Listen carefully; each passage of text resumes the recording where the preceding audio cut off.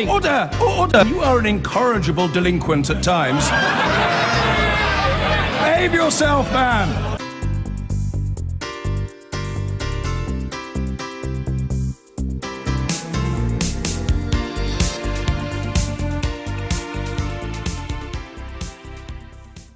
To be trans is to have the fight against gender oppression inscribed on your body.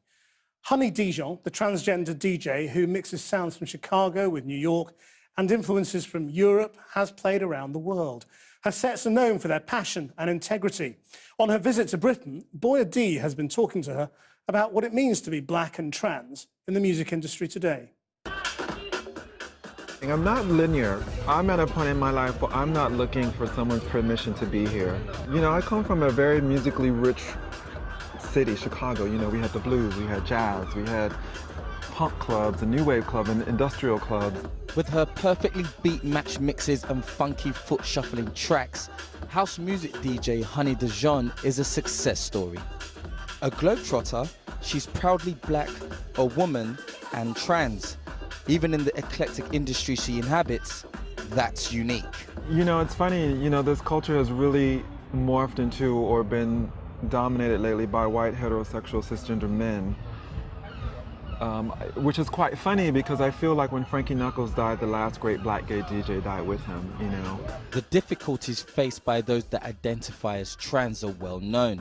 It's believed nearly half of trans people under 26 in the UK have attempted suicide. Honey's visibility and success are a stark contrast to the bleak backdrop of statistics that highlight how difficult it can be for trans people to find their place in the world. You want to be able to see that there's a possibility for you. You want to be able to see that you can do something. You want to be able to be seen, or that you matter, or that you have value to contribute to something.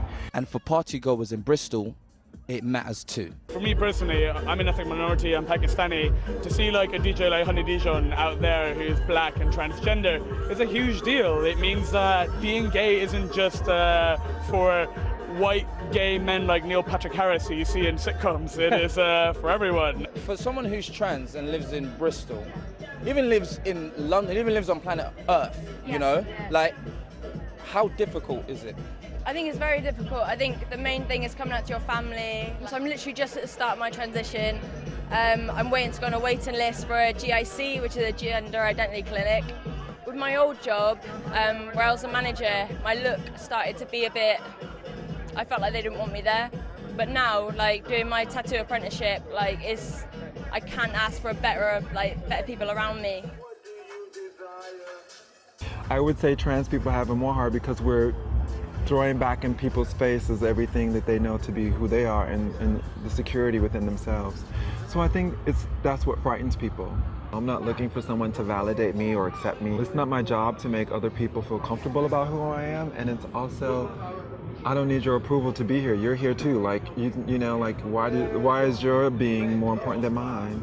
Her career has gone from the early days of underground house and disco in Chicago with her mentor Derek Carter to international acclaim and working with the likes of Mercury-nominated artist Ononi.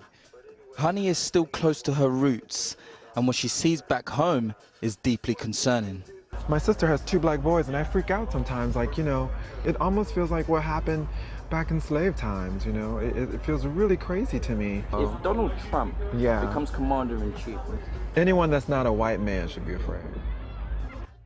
Gender identities are as fluid as they've ever been, and she believes we're only at the start.